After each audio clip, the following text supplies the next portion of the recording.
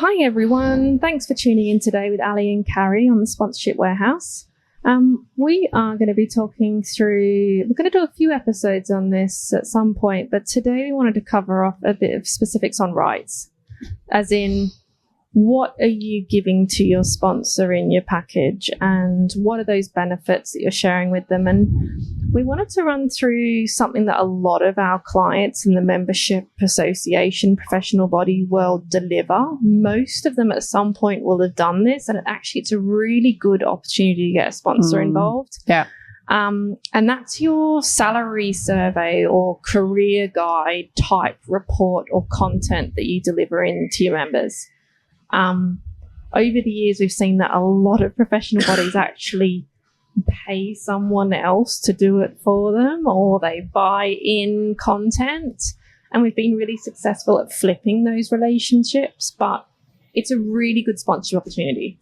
Really good. And most professional bodies at some point will want to deliver one. It does require a survey. It requires normally that being written up into a report. It gives really good statistics and evidence. It provides a really good basis to engage with members, and sponsors love it because there's a really strong narrative there around what's happening in the industry. And it's quite a straightforward proposition that we've been shaping for a number of years. So today I thought I'd talk about, I'm actually working on one at the moment for one of our clients. And obviously the proposition's changed over the years, but ultimately I thought it'd be a good one to cover off today. It's probably quite relevant to quite a few of our clients at the moment. Yeah, it is. And I think it's really, looking at benefits just in isolation, they definitely need to reflect the activity and the opportunity that you're focused on. So I know a lot of our clients, a lot of institutes and associations get a little bit hung up on rights and benefits and feeling like they need to offer sweeteners in and things for free and giving access to lots of data and all this that kind of stuff. And I guess from our perspective, we're always really focused on ring fencing to make sure that your rights and benefits that you offer to a sponsor are really tightly connected to a specific activity. And like Carrie said, the salary survey and the skills piece is really relevant for every membership organization, particularly professional bodies where your members are individuals and that you have the opportunity to survey them as individuals, but increasingly in trade bodies as well. What salaries are relevant to that industry or profession is really important, and it's important for you as a membership organization to be able to have that knowledge and understanding of what's going on in your sector and industry. So for us, it's just such an obvious sponsorship opportunity. Also, it gives you that golden statement that so many professional bodies want, which is if you're a member with us, you get better career prospects. Better progression, better pay. Being able to say, I'm a member of blah, means that I'm paid more. I am able to have a stronger career pathway. I am recognised internally more. Is the whole reason why you would want that member engagement in the first place. Totally. And why they come back to you for training and CPD and development and all those things. And we've seen that firsthand with at least 2 or 3 clients over the last decade. They've managed to increase their membership purely off the back of their salary information by saying, if you're a member of us, you are more likely to be paid X% more. Yep, definitely. If you study with us, if you have our qualification, you're more likely to earn. Your earning potential is so much greater. Yeah, if you're a chartered body, it's a different story because there's a different, positioning there. But if you're one of those bodies that aren't quite at chartered status, or you're driving towards that, but you're on the pathway to it, a salary survey is a really strong way. And it's also a good way as well if your members having a bit of member survey fatigue where they don't want to tell you anything anymore, actually asking them some questions or getting some, updating some of your demographics data through a salary survey is much stronger than doing it through your membership survey where you're just asking them about How do you feel about us? So I just had an idea. We could do a podcast in the future around what questions to ask in your salary survey, because we've worked on internal business case information and the surveys itself, etc., as well as obviously developing sponsorships around this that have gone on to like generate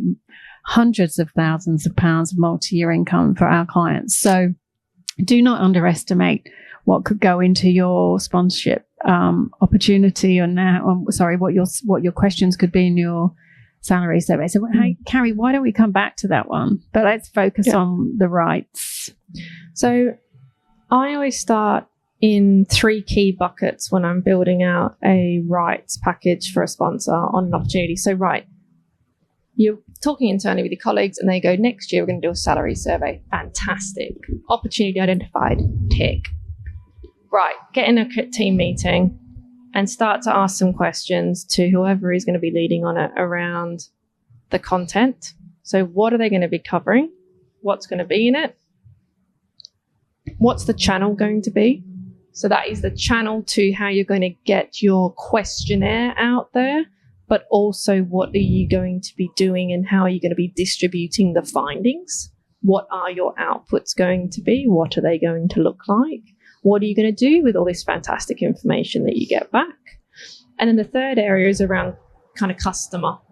Who is the audience going to be? And in a proposition like this, there's going to be 2 audiences. There's going to be the audience you send the survey to complete. And then there is the audience for all of the outputs and the findings from it. So 2 audience groups in a proposition like this. Mm-hmm.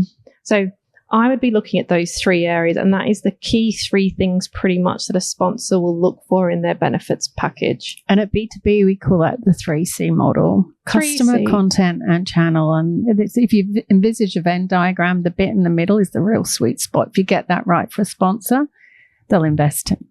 Definitely. So I tend to write my benefits when I'm writing my rights out. I do it in a bit of a chronological order to start with, because I think about how a sponsor is going to be woven in right from the beginning of the project, which is when you're designing up your survey questionnaire. Yeah. So you're not just thinking about badging the bit at the end, the report at the end, because increasingly that's not of great interest to sponsors these days. No, I'm starting it right from the beginning. So I tend to try and write my benefits out in a bit of a chronological order, because it gives a sponsor a bit of a story, a bit of a narrative, and they can see how they will be involved in the project from the beginning through to the end. And obviously our client's beginning often happens a bit further in advance, but I start off with that research development bucket of stuff. Right, how can they input into it? You're going to be doing a survey questionnaire. Would you be willing for the sponsor to have a look at that and share some recommendations and drafts and changes? Are you happy for them to pop in some suggested questions? And obviously that comes with caveats on you need to check that those questions don't stick out like a sore thumb. You'll want to rewrite them. It might be that actually it doesn't warrant what the area that they want to ask a question on doesn't warrant a whole question. It could be a tick box or a option in one of the other questions. Yeah. So the ability for a sponsor to have some input into the questionnaire itself is really valuable. And you can add quite a little bit of money onto your final investment for the partnership. To have them involved at the planning stage. To have them involved. Especially if they've got expert viewpoints that actually you think would be really useful. So that first bucket of rights sits around the development of the survey itself. Yeah. And what you're suggesting is, and it's very important to just make this distinction, is you're not suggesting they can put any old question in. Questions have to be right and relevant and appropriate to the survey. It can't be, so for instance, if you're delivering a salary survey like we're asking, and you get a tech company to sponsor it, they can't be throwing in random questions around what technology do you use in the middle of the salary survey, nor would they want to. But it's you have control over what goes in the survey. It's your survey. So as much as you can let the sponsor be involved in the planning stage, they don't dictate to you what you should and shouldn't include. Yeah, and there's the next bit of the rights for me, and I have 2 schools of thought on it, is if the sponsor gets branded on your please complete our questionnaire comms. I have some clients who are happy for a partner to be involved, and it doesn't deter members from completing it. Mm-hmm.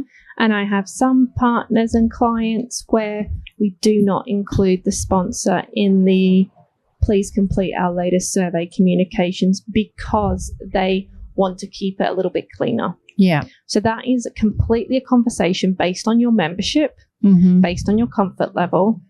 And I have two options. And I guess- Neither is right and neither is wrong. Yeah, and I guess it's ethically, isn't it? How closely aligned is the sponsor to the topic that you're surveying? You know, you don't want the respondents to think in any way that the survey is biased. So it's definitely a case by case. Definitely. And that pretty much for me rounds out the research development bucket of rights. Where they get to input in, they get to feed in questions potentially that you sign off on. They get to review the questionnaire before it's signed off, and they may or may not get profiled across your survey completion waves of communications. Mm-hmm. From there, it goes into the findings and analysis stage. Mm-hmm. So some regular rights that I would put around that are things like they would be able to see the initial findings, be part of the project meeting where you discuss them. They would get to have one of their experts review that and have a look at some of the data and work alongside you as the project team to pull out what the big findings are. That stage is all around, for me, it's less of a right and a benefit in a black and white sense, and it's actually more of a relationship development point. Yeah. Because including them in that project meeting, we all sit around and go, right, we got our findings back. We had 800 responses. They were from these sectors, these industries. Really interesting that a lot of directors completed it this year. We got some fantastic data from the younger generations. We had a real swing in these sectors, a real change in this industry. That meeting is really valuable to the sponsor to listen into because they are gaining insights and information into the industry and sector that they want to be selling into or engaging with. Yeah. So it's less of a benefit that's tangible. And it's considered an intangible one. Yeah. So I always list that out I can easily cover that level of benefit in about 3 or 4 bullet points. Yeah. Because it's underrated, but it's a really valuable point.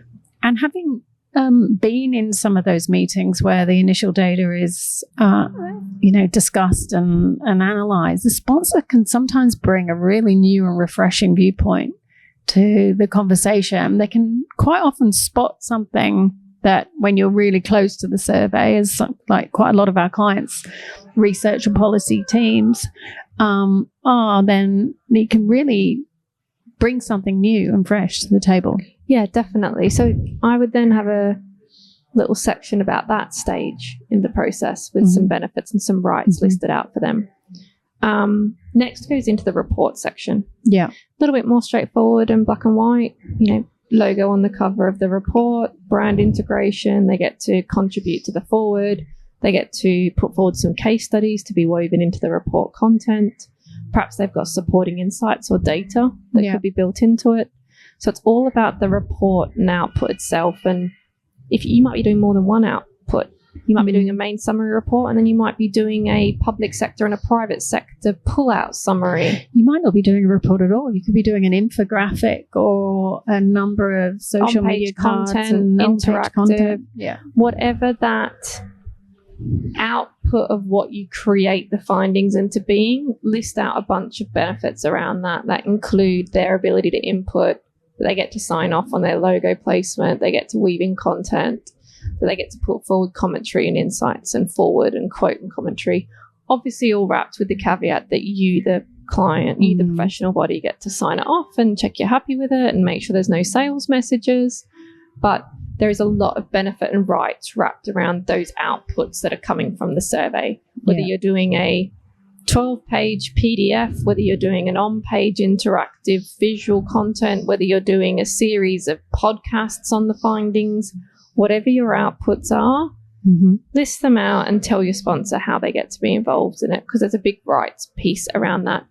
And a common one that we use is the fact the sponsor has joint IP or joint ownership on that content so that they can use it to engage with clients and customers. Yeah. The fact that this sponsorship will provide them with exclusive content that they get to use, and by use I mean reshare it in its purest form. They don't get to change it. They don't get to change the context. They don't get to rewrite it. They don't get to change anything.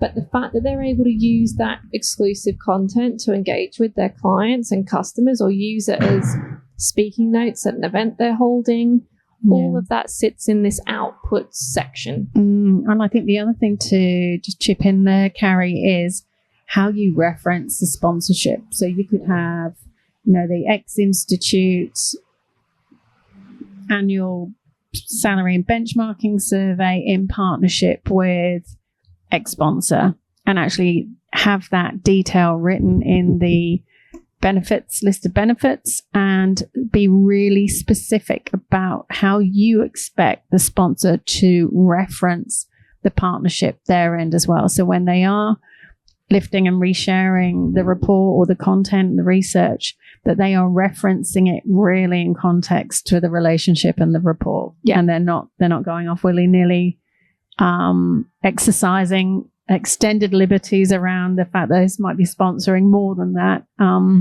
So be really clear about that in your list of benefits as well. Yeah, definitely. And the last sections tend to be all around distribution, communication, that ongoing marketing and promotion of the findings.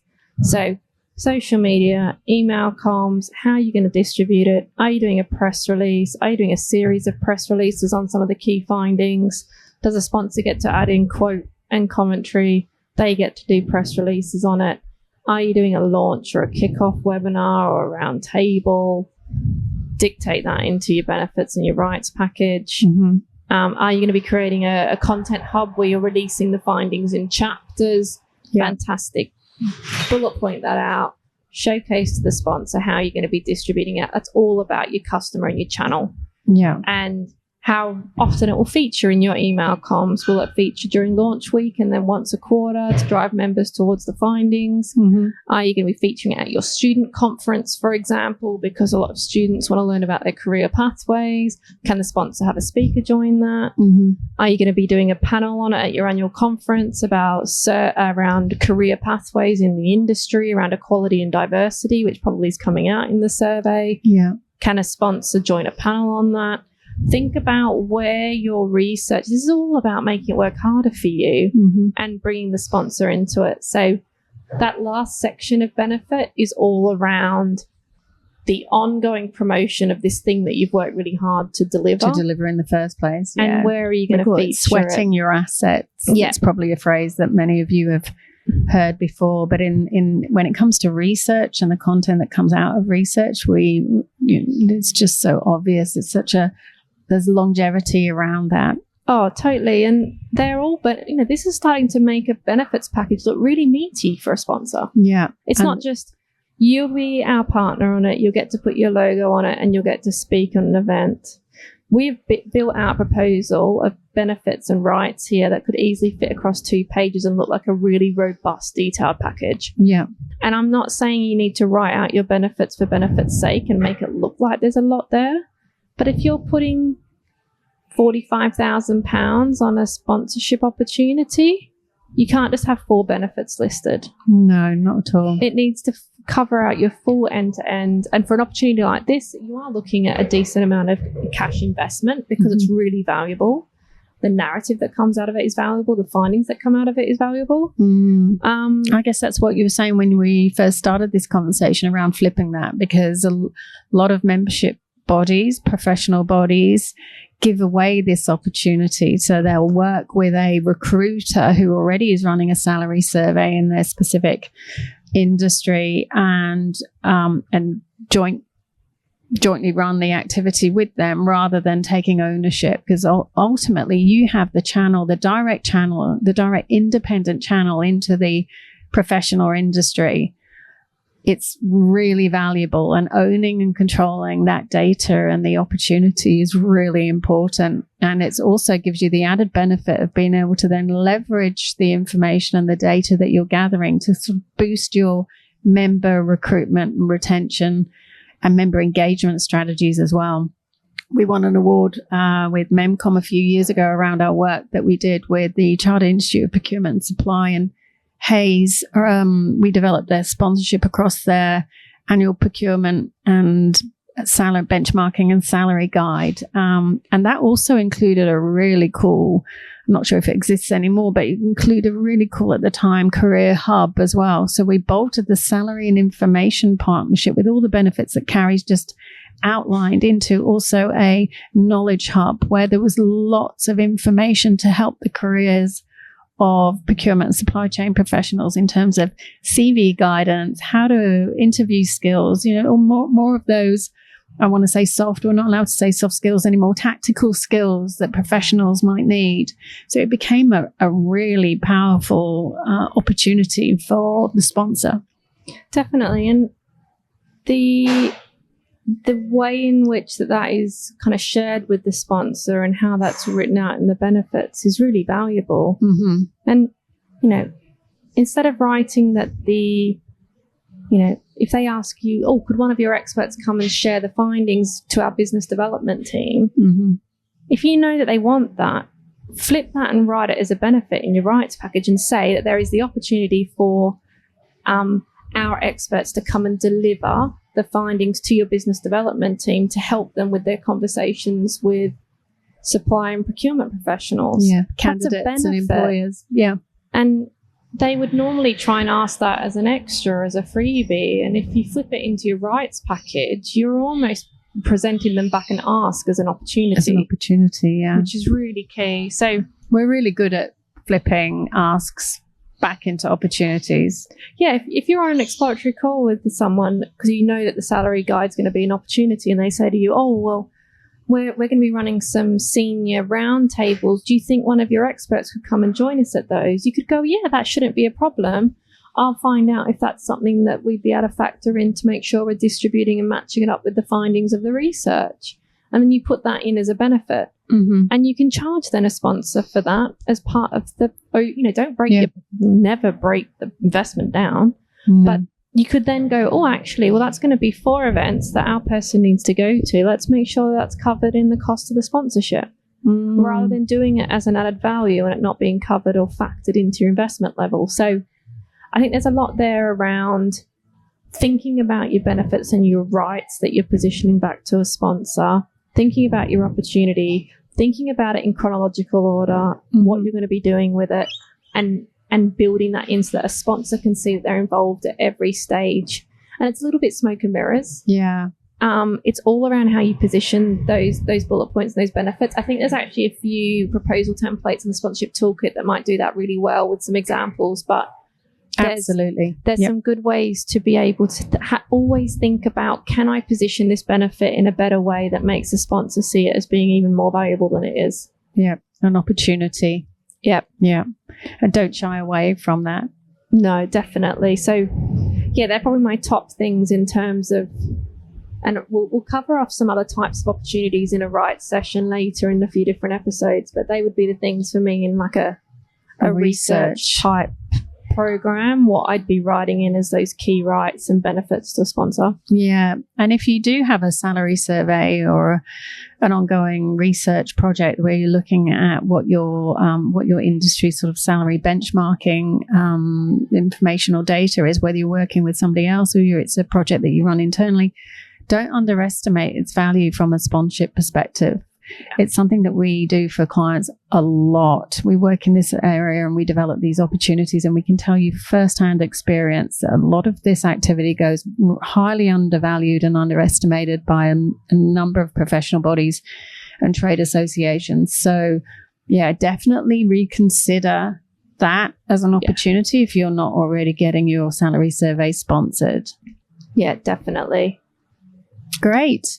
Well, thanks. And you touched on something else really quickly there, which was around the investment and about not breaking down investment. And I think that's worthy of another episode in the future, Carrie. So yeah, I'll make a note on that actually, because the structure of how you put a proposition back to a sponsor is really important in the investment section. So yeah, I'll definitely come back to that. Great.